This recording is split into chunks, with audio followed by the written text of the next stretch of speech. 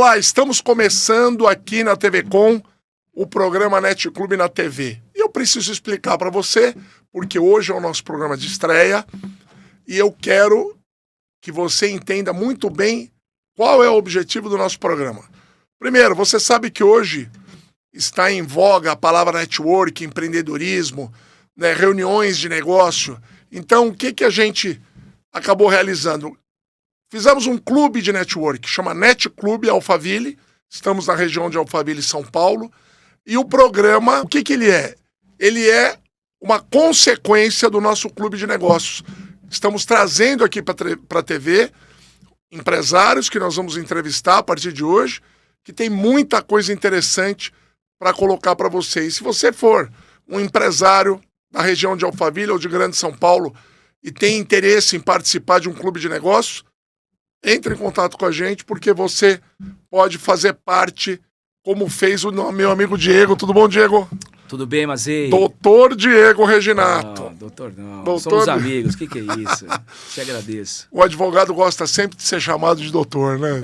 Eu não faço é igual o questão, médico. Não. Tudo bem, O médico também é assim. É um decoro da profissão. Bom, o Diego é o nosso primeiro entrevistado no nosso programa de estreia. Ele é advogado empresarial.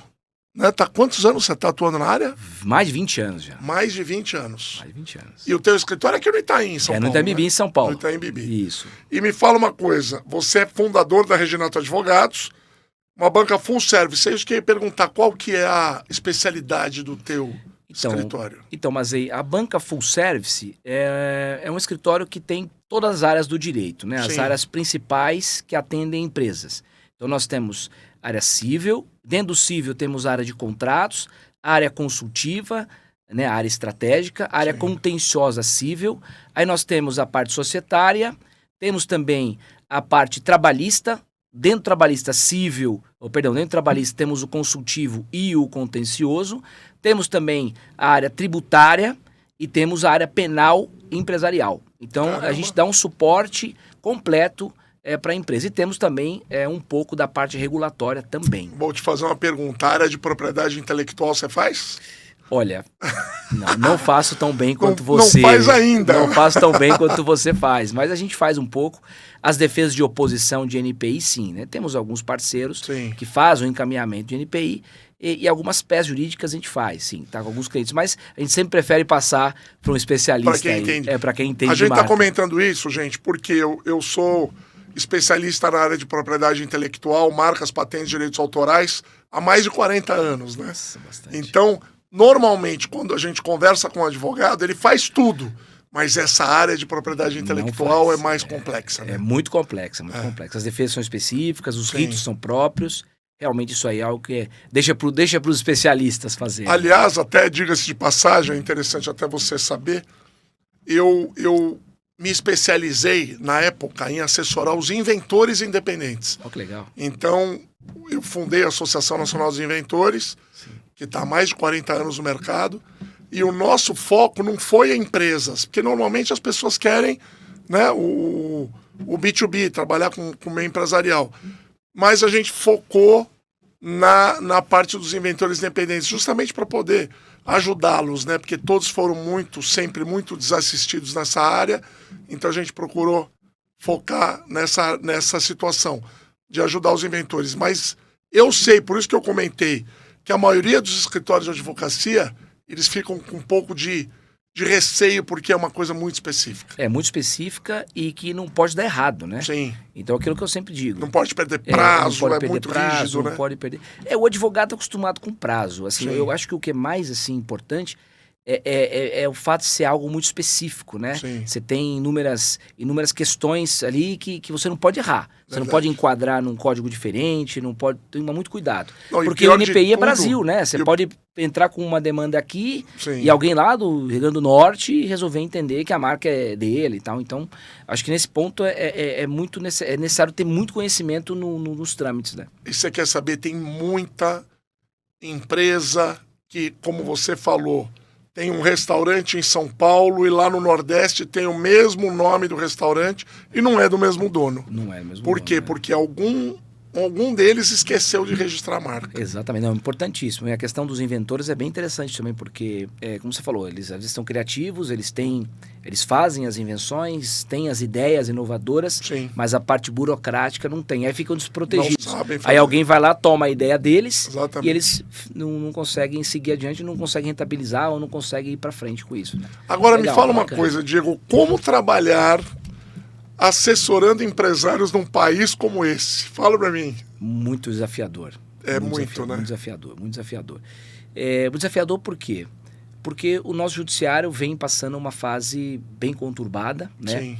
Infelizmente, a gente vive um descrédito no Poder Judiciário, e isso é fruto de questões políticas que a gente vem acompanhando. A ideia não é fazer apologia política, mas isso reflete diretamente na nossa atuação. Sim, né? com certeza. Os clientes, eles ficam preocupados, eles ficam desconfiados, eles não acreditam no que está sendo feito e não acreditam muitas vezes nos dobramentos das ações, né? Com certeza. A gente trabalha o direito, a gente trabalha com base não só na lei, mas também com base na jurisprudência, com base em entendimentos, com base na nossa experiência também em casos. Então, a gente passa para o cliente o quê?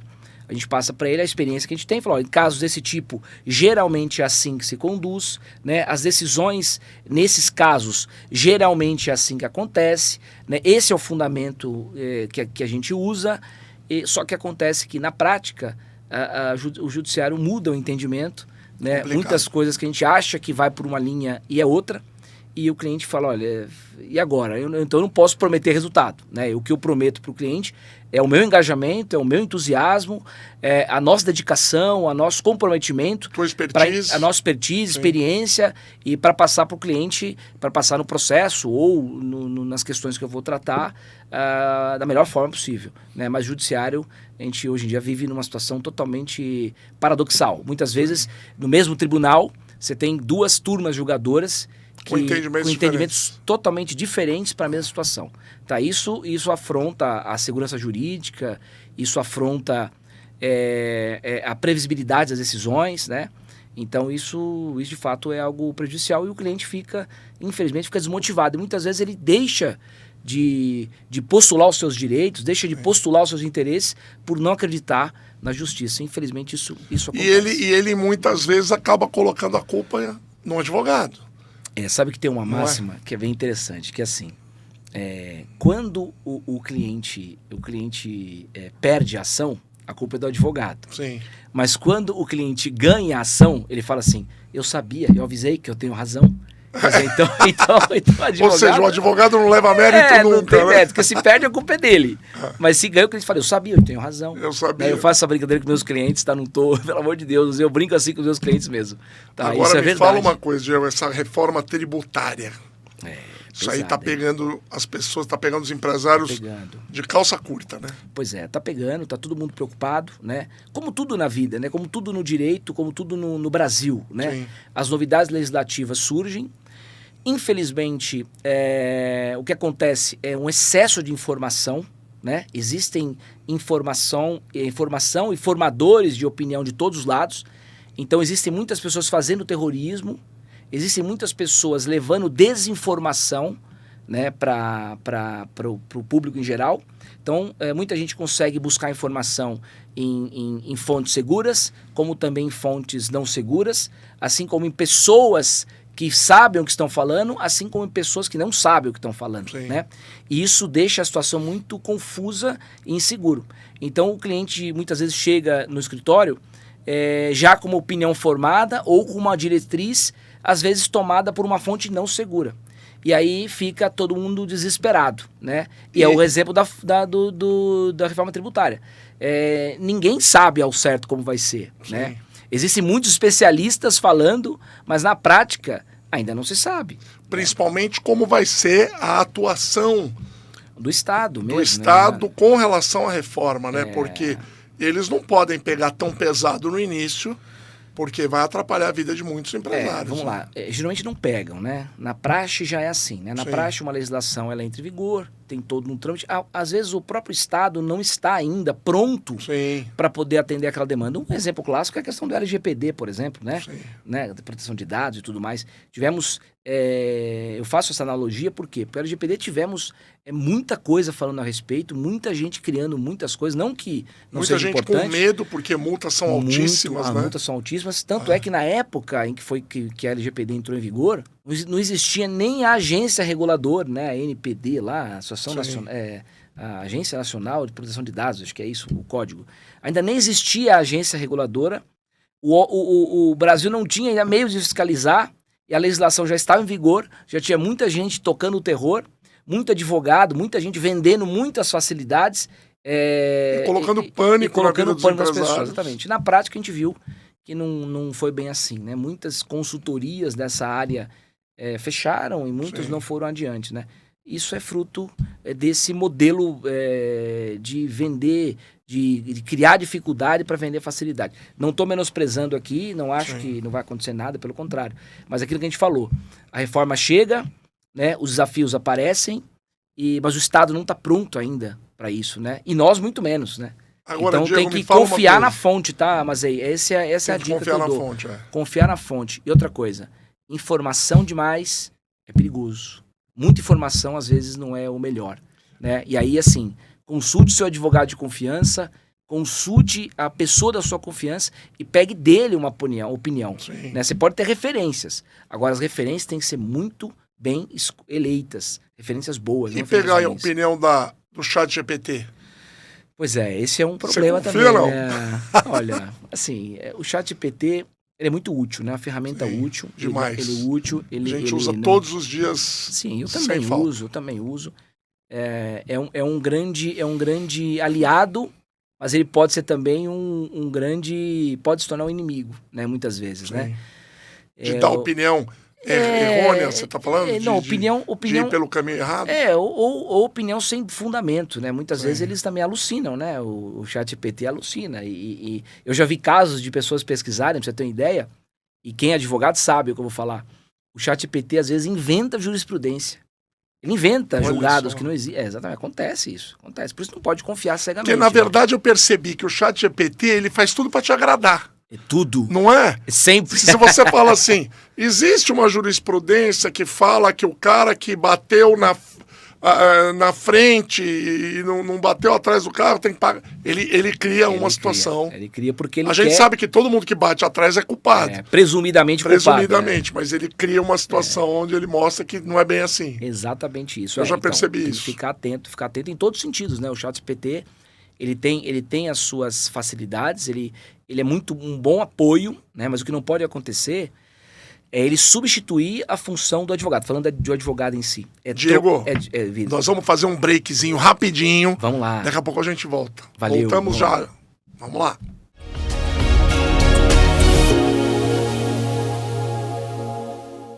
Sejam todos bem-vindos e eu vou te apresentar quem é Carlos Mazei.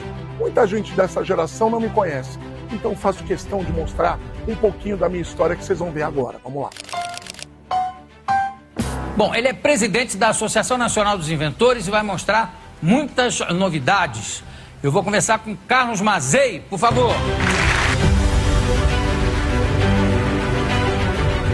Carlos Mazei. De inventor e louco, todo mundo tem um pouco. Por isso, eu quero conversar com ele, Marcelo Mansfield. Carlos Mazei.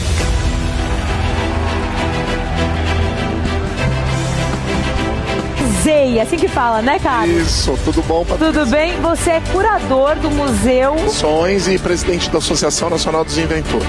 Lá que a gente atende os inventores brasileiros e tem o único museu de invenções da América Latina. O único da América Latina. Some people got the real problems. Some people out of love. Some people think I can solve them. Lord heavens above, I'm only human after all. I'm only human after all. Don't put the blame on me. Don't put the blame on me. Don't ask my opinion, don't ask me to lie, and beg for forgiveness for making you cry.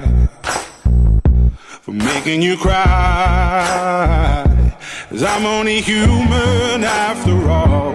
I'm only human after all. Don't put your blame on me. don't put the blame on me. Oh, some people got the real problems. Some people out of love. Some people think I can solve them. Lord heavens above, I'm only human after all. I'm only human. Fazer parte do nosso clube é o Net Clube Alphaville, papai. Eu estou dentro. Vem você pra dentro. Você vê, eu tô recebendo o Tirulipa aqui, é um cara que só faz network aqui em Alphaville, depois que ele veio pra cá. Network é comigo. Estourou, network Net é com Clube, ele. Network. E ele tá com a gente no Net Clube Alphaville, o Tiru. Net Clube Alphaville, vem com a gente. Tem que ir lá no circo, né? Se não for, só você não vai. Está no Imbi, o Circo do Tiru. Net Clube, Network, é com a gente. Cuida. Vem aqui com a gente. Vem. Ai, papai. Eu estou aqui hoje em mais um grande encontro de negócios do Net Clube Alphaville. Nós temos oportunidades e nós precisamos estar e frequentar ambientes como esse.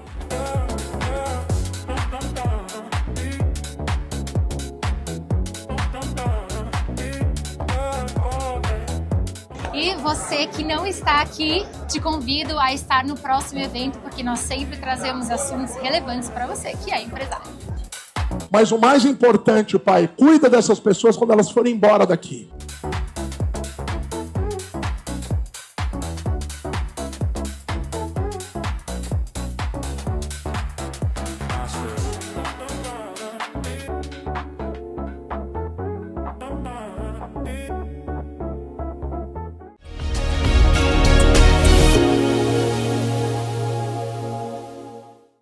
Bom, estamos voltando com o nosso programa Net Clube na TV. Eu estou entrevistando o doutor Diego Reginato, um advogado. Obrigado. E eu estava falando agora, quero saber melhor sobre inteligência artificial. Mais detalhes sobre isso. Pois é, mas aí... Alguns escritórios estão reduzindo a necessidade de funcionários, estagiários e dando mais agilidade aos processos dos clientes por causa da inteligência artificial. Isso procede? Isso é assim, procede no sentido de dar agilidade, né? De ajudar o trabalho do advogado, um apoio. Mas substituir o advogado jamais. Tá? Nunca. Isso nunca, não dá. Isso é uma constante, é uma briga constante que nós temos. Tinha um amigão meu, esse advogado recentemente, me falou, olha, eu tinha um cliente que me pedia para construir contratos. Agora ele manda o contrato pronto. Só para ele analisar. Aí para ele analisar. Aí ele falou para mim assim, você não sabe. Aí ele tá contratando uma IA para revisar o contrato que a outra IA fez. Meu Deus. Ou seja, ele vai ficar sem o trabalho. Aí eu falei para ele Sabe assim, por que isso? Desculpa te cortar. Tem advogados que pedem 15, 20 dias para fazer um contrato de 2 páginas. Exatamente. De tanto trabalho que ele tem. A gente respeita. Mas às vezes o time não dá certo, né? A gente precisa de mais agilidade. Mas sabe de um ponto, mas que isso é bem relevante, você falou agora, só falar antes de falar da questão do IA. A advocacia que eu entendo como correta é aquela que é muito mais aliada do comercial Sim. do que dos problemas ou dos riscos, né? É claro que a gente lida com riscos, a gente lida com questões de problemas no dia a dia da empresa.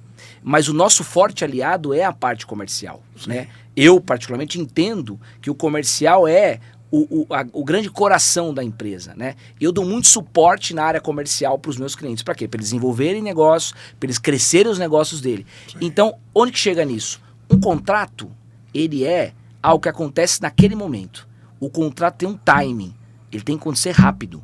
Sim. Então, quando o advogado demora para dar retorno, o cliente pode perder o negócio. A outra parte esfria. E pode perder o negócio. Verdade. E todo contrato tem a ver com algum negócio. Ou ele está vendendo, ou ele está comprando, ou ele está fazendo uma parceria, ele está fazendo algum negócio que é bom para ele, né? Ninguém faz negócio que é ruim, né? Faz negócio bom. Então, o advogado atento, ele é tão ágil e muito mais assertivo, né, nessa hora, na hora de fazer com que o cliente faça o negócio, que ele realize o negócio, não fique criando problemas, criando dificuldades. É isso que eu vendo, essa advocacia que eu entendo, que eu vivo o tempo todo da minha vida. E aí vem a IA e ajuda nesse sentido. Sim. Ela de fato dá essa agilidade para você construir modelos e construir formatos bons, né, agregado à sua experiência. Sem erros Jamais gramaticais, trocar. né? Que isso é bom demais na IA. Exatamente. Né, Contextualizar você não tem- melhor, Sim. encaixar melhor, trazer referências boas, mas quem vai brifar o cliente, quem vai entender a dor do cliente, quem vai entender a questão do cliente é o advogado, que vai lá, que conhece a empresa, que entra na empresa, que conhece o dia a dia, sabe o que o cliente está procurando, a necessidade dele. É isso que um advogado responsável, que entende o negócio, que vive o negócio do cliente, faz. E essa é a parte que eu sou apaixonado pelo que eu faço. E tem outra coisa. Às vezes você faz um contrato com a inteligência e ela pega pesado demais no contrato. Com Mas ela- cláusulas. mas ela pode Aí falar. você fala, pô, o cliente. Pega não mais pode- leve. Pega mais leve, tá muito pesado. Não dá assim, ele não assina. Né? Aí entra esse lado comercial que você Você falou. sabe de uma coisa, mas aí, eu tô com um caso lá no escritório agora, só um caso típico. Um outro advogado de um cliente meu. O cliente é uma empresa grande, uma indústria, e eles têm 50 representantes comerciais. Eles não tinham contrato com esses 50 representantes. Meu Deus do céu. Antes de eu assumir. Que loucura. O advogado anterior. Aí o dono da empresa falou, aí mudou o CEO da empresa, entrou um O sócio. advogado anterior não orientou a fazer contrato com Não, ninguém? ele achava melhor, quando for desligar, encerrar, fazer acordo. Isso com representante comercial, não tô nem falando de funcionário, hein? E aí o que aconteceu? Veio a mim esse caso, eu falei, olha, vamos lá, a primeira coisa que tem que fazer. Aí pediram pra ele fazer o contrato. Aí o cara fez um contrato no IA tão grande, o contrato tinha umas 30 páginas. Meu Deus. Para representante comercial. Aí os representantes ficaram todos confiados. Não Claro, queriam, ninguém vai assinar. Aí não queria assinar. Pô, isso aqui. Aí o cara me trouxe, falou assim, ó, a primeira coisa que tem que fazer. Vamos fazer um contrato enxuto, objetivo. Ao invés de você mandar o contrato para todo mundo ler, vai dar um rebuliço, vai ficar meses para assinar, o que a gente pode fazer? Vamos fazer um contrato enxuto, objetivo, né? Que compreende a situação. Vamos chamar todo mundo para uma reunião, ou fazemos em blocos de 10 pessoas, 15 pessoas. Sim. A gente apresenta a minuta da reunião. Isso você sugeriu? Eu sugeri, Tá. e eu estou executando isso, inclusive, e foi um sucesso. Olha que A gente legal. apresenta a minuta na reunião, a gente já vai batendo os pontos ali, tira as dúvidas, terminou a reunião, já subo Tira para o assinar medo, no click sign, né? tira o medo, Tira o ele vai medo, entender que a tem um gente não monte vai com morder. medo de assinar. Exatamente. Aí já manda, terminou a reunião, já sobe no click sign, todo mundo assina, a gente resolve o problema de uma reunião só. O cara adorou, falou, nossa, mas é isso que eu preciso, essa resolução. E deu certo. Já Tá está dando, já deu metade, vai dar outra metade. Quer Olha dizer, que legal. já está dando certo. Esse é um exemplo, né, de uma solução que você dá, que às vezes nem é tão jurídica, mas é uma situação prática. Eu não deixei o representante, que é o comercial, preocupado, com medo, porque eu preciso que ele seja bem para ele vender, seguro. Resolvi um problema da empresa e o representante ficou contente. Quer dizer, resolveu o problema de um jeito fácil e rápido, né? Você entrou num ponto que eu queria comentar, que é o seguinte. Problema de CLT. Hoje em dia os empresários estão com medo de registrar os funcionários e estão preferindo fazer contrato, emissão de nota, PJ. É verdade. Qual que é o teu parecer sobre isso? Olha, Tem vamos muita lá. gente que está nos assistindo aí que está com medo de contratar. Exatamente, Assim, eu acho assim, é um modelo de contratação regular, é um modelo de contratação correto, previsto em lei e que não viola a lei. Mas o ponto tem que ver que profissional é esse. PJ, você está falando? Que tipo, exatamente, porque é muito comum contratar MEI, né? Sim. Aquele microempresário individual, né? Exatamente. Todo Só que mundo abre e-mail para poder emitir nota e para poder receber. emitir nota e trabalhar. E pagar menos imposto, inclusive. Menos imposto. Todo mundo paga menos imposto, né? Sim. Só que no caso da MEI, existe uma situação. A MEI não são todas as funções, todas as profissões que você pode ser MEI. Tem algumas profissões que você não pode ser MEI. Então tem que ficar atento para a regularidade. O que acontece muitas vezes você busca uma MEI de genérica, né? Por exemplo, trabalhos administrativos em geral. E aí coloca o sujeito para fazer uma função diferente daquela qualificada para aquela MEI. Sim. E aí o empresário assume risco. Então, assim, o ideal é você ver se aquela MEI, de fato, aquele KNAI daquela MEI pode ser usado, né, para aquela finalidade que ele vai fazer, não desvirtuar a autorização legal para aquela MEI atuar, né, naquele cargo específico, e aí você não assume risco. Ou melhor, você mitiga melhor o seu risco. Sim. Lembrando que o MEI ele pode entrar com ação se ele entender que é direito dele, né? Mas você fazendo a coisa certa, do jeito certo, analisando os riscos, a probabilidade de você ter um prejuízo é muito menor. Né? Então, tem casos que já estão em discussão do judiciário de PJ ter entrado com ação falando que não era PJ, que era CLT, mas ele emitiu nota, ele assinou o contrato, ele recebeu sem desconto dos impostos que a CLT obriga, e agora ele quer virar pizza e falar que era funcionário. Tem muitos casos assim, né? Não, isso é normal. E já tem alguns entendimentos em esfera superior do judiciário que dão ganho de causa pro empregador. Exatamente. Na verdade, existe um tema específico sobre isso que está suspenso atualmente no Supremo Tribunal Federal, que decisões desse tipo, né, cuja a relação, que a relação quando é de uma empresa para outra, né, um PJ para empresa, são relações de empresas, né, são relações de pessoas jurídicas. Então esse tema está atualmente suspenso no STF para deliberação. Então as ações judiciais que discutem vínculo de emprego, né, de uma empresa para outra, né, ou com outra, estão suspensas nesse momento. Não está tendo decisões nesse sentido agora, atualmente. Então, por quê? Justamente por quê? Porque se houver consolidado o entendimento de que essa relação de PJ com PJ não tem vínculo de emprego, não tem questões trabalhistas, o intuito é que seja levado para o âmbito civil. E aí vai ser discutido na esfera civil. Aí vai ser um outro problema, né? Vai ter um outro problema. Porque imagina, o ponto é o seguinte, no direito civil, né? O reclamante ou o autor da ação tem que pagar para entrar com a ação. O trabalhista não. Sim. Então tem algumas questões... Então já vai impedir aquele funcionário vai dar aquela que não freada, tem condições. Né? Que vai né? ser exemplo que aconteceu em 2017, quando teve a reforma trabalhista. Sim. Que teve uma retração violenta de ações trabalhistas por conta da sucumbência, né? O reclamante que perde a ação tem que pagar honorários às outras partes. Teve um freio na época, mas depois se acomodou e hoje voltou a ser o que era antes. Muita ação trabalhista. Deixa eu te perguntar uma coisa, Diego. Você atende o Brasil todo? Sim, sim.